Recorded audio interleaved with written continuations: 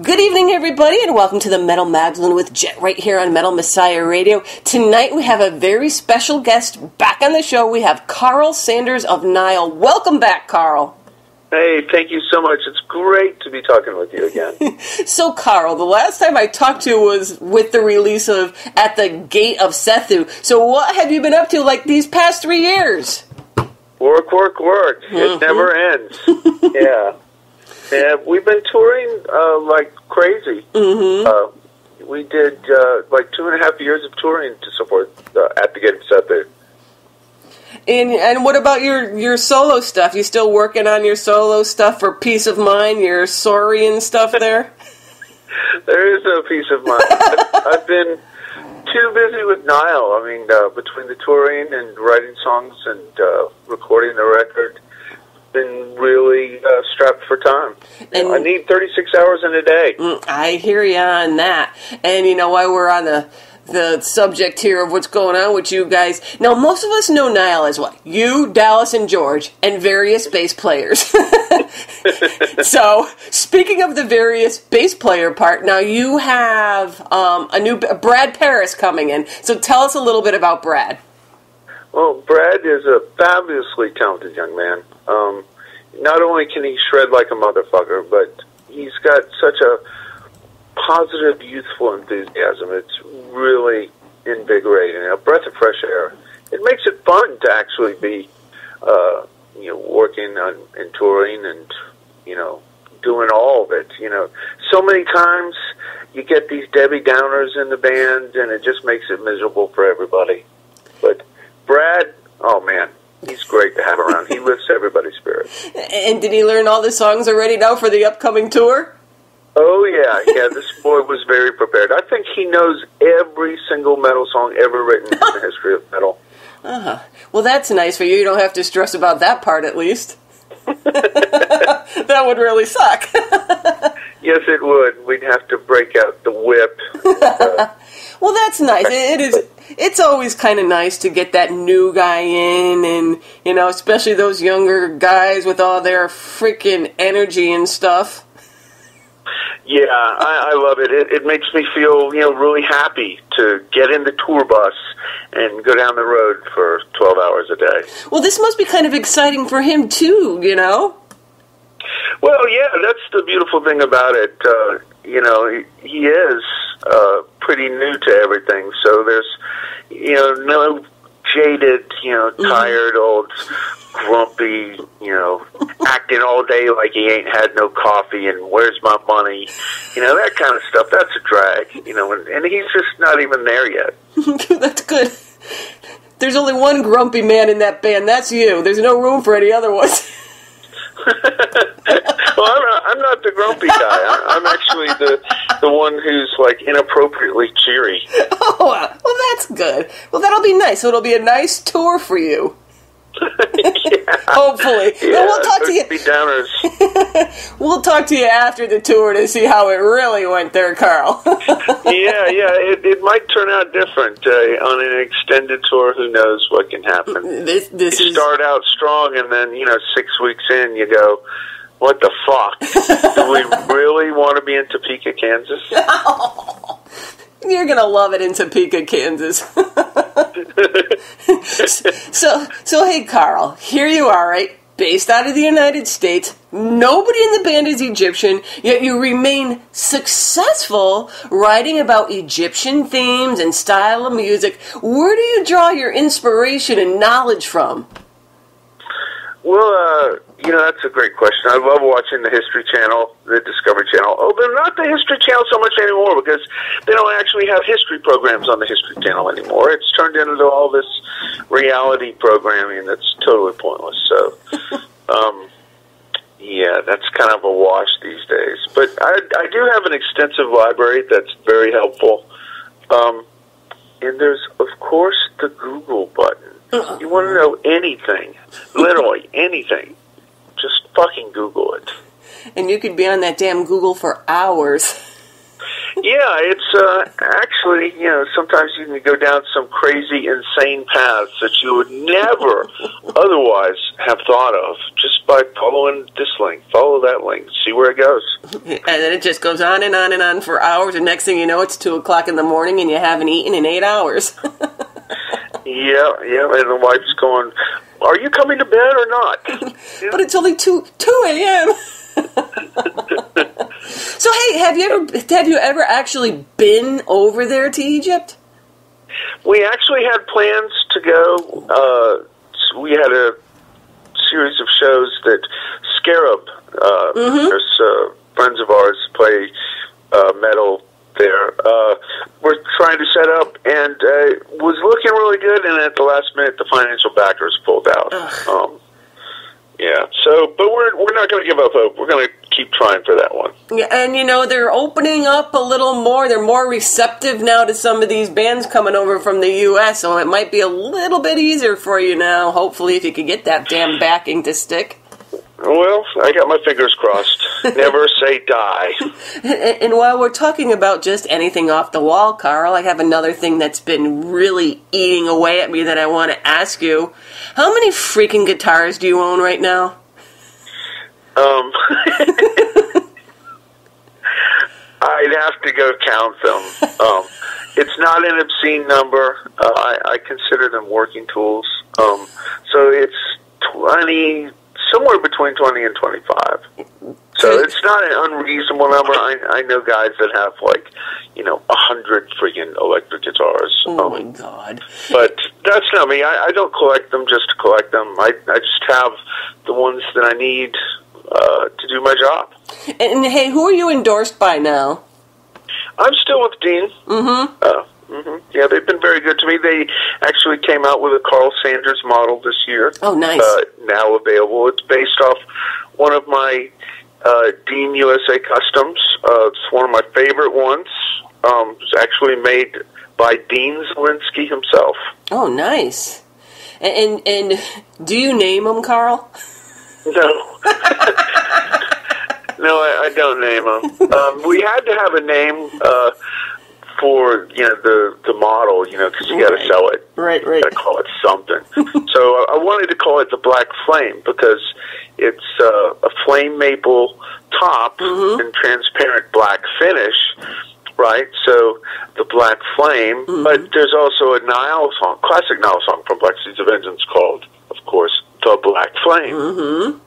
Yeah, but then I saw when the guitar came out, they had changed it to the Black V. So, okay, all right. You're close. All right. So today we're here to talk about your new album, What Should Not Be Unearthed. And this is what, your 4th album now with Nuclear Blast? 1, 2, 3, 4, 5. Holy mackerel. Wow, you've been with them for a while now. Now, how have they been treating you? How have they been treating you? You were right, the 4th. Yeah, no, of course right. I'm right. I just pretended that you knew what you were talking about. So. Well, I appreciate that. That's the spirit that'll take us far. There you go. Now, how have they been treating you guys so far, huh? Well, they've always been pretty darn good to us. They never tell us what to do, which is one thing I really appreciate. We're definitely of that you can't tell us what the fuck to do mentality when it comes to music. So in that aspect, I really like working with them. Also, they're a company that if they tell us they're going to do something, they fucking do it. And if they're not going to do it, they also tell us that too. So that's, kind of rare amongst record labels, and I really appreciate that. Yeah, and it makes your life a lot easier and stress-free-ish. Yeah, you always know where you stand with those guys. And they're a very efficient, minded company. They're like, I think, the Mercedes-Benz or Porsche of record companies. And it's like a well-engineered precision German automobile. And there you have it. And now this album is what, you, George, and Dallas playing on it when you recorded it? Absolutely. It's the 3 of us. Dallas and I shared bass duties across the record. So, yeah, it's just the 3 of us with occasional guest vocalists like John Vazano former Nile bassist and vocalist. Did a few guests. Oh, cool. Here and there. You can hear them on Call to Destruction, Age of Famine, Evil to Cast Out Evil, To Walk Forth from Flames Unscathed. Oh, cool. And where'd you guys record this one? Well, we did the drums at the Sound Lab, once again with Bob Moore. And then everything else was done here at my home studio, Serpent Headed Studios. And now, right off the bat, the album names already reminds me of those historical programs we were talking about where you watch the archaeologists who unearth ancient remains of Egypt and become cursed. Exactly. That's the vibe right there. It's might be better off if you never dug the stuff up to start with. Just leave it alone. Mm-hmm. We all saw the show with the curse of Tutankhamun there.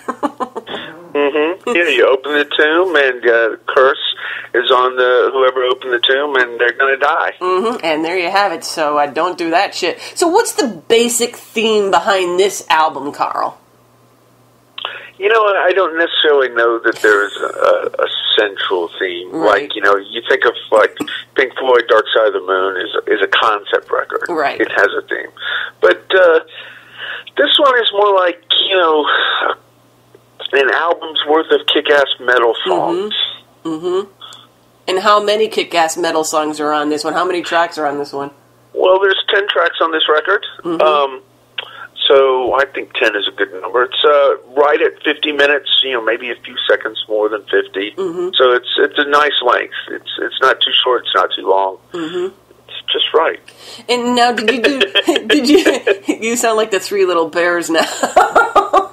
Yeah, I was thinking about some Goldilocks right there. There you go. Now, did you do anything different this time around as far as recording the album with any different, techniques, or did you add any new elements or anything crazy like that?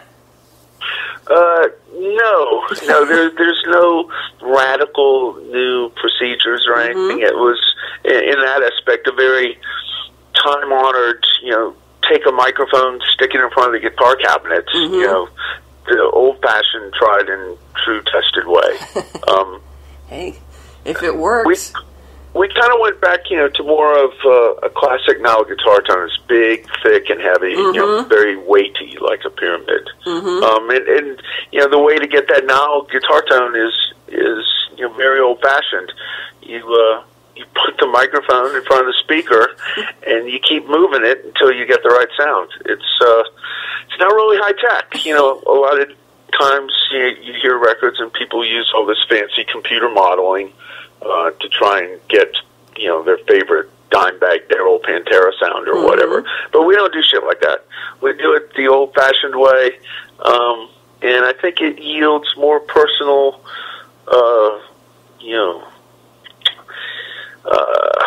direct results. I mean, you get what you put in. Yep. And it's a more kind of organic sound to it, and without, all that crazy technology. Oh, my God.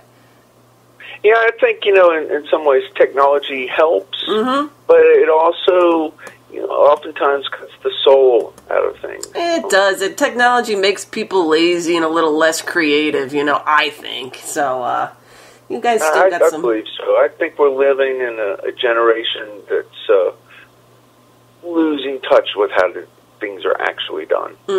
So that's cool that you haven't lost touch yet, and you could get these sounds, whereas people don't even attempt to do that anymore. They just automatically go to their Pro Tools or whatever and try to tweak shit to get the same sound. And here you guys are like, fuck Pro Tools, we'll just move it another inch to the right and it sounds just as good.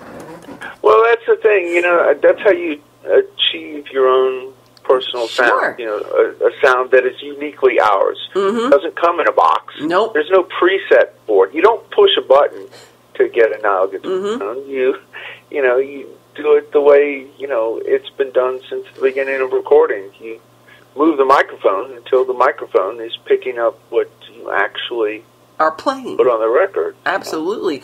And I found this album to still be, pretty damn extreme this time around. Were any songs on this a particular challenge for any of you guys? I doubt it. I mean, you're all great musicians, but man. Well, Certainly, we like to challenge ourselves. The title track is probably harder than people will realize because there's so many tempo changes and meter changes in it that it takes a lot of focus, a lot of concentration. And you keep it pretty tight with the Egyptian influence, especially on songs like In the Name of Amun and, oh God, Ushabti, Reanimator. I don't know. I'm not Egyptian. You said it. No, you said it right. You don't have to edit that out. Were you happy with the final product? Well, of course. But we're always happy with whatever we just did. It'll take a while, I think, with any release before you can be objective about it. Right. So, yeah, right now we're happy, but, give me 5 years. Then ask me that question, and I can give you a more objective, real answer. Well, I think after you listen to it, there's always those, we probably should have done this in here, we probably should have done this in there, but save it for the next album. That's the way it is. I don't want to change it. We finished it. It's mistakes and all. It's got some heart and soul in it. Absolutely. If you take out all the little mistakes, and make it perfect, surgical, then people don't actually like it. No. It's crazy how that works. Yeah, it's too sterile that way. I agree. And hey, you got this tour coming up. I think you have one with Suffocation. Tell us a little bit about what you got coming up as far as tours, Karl.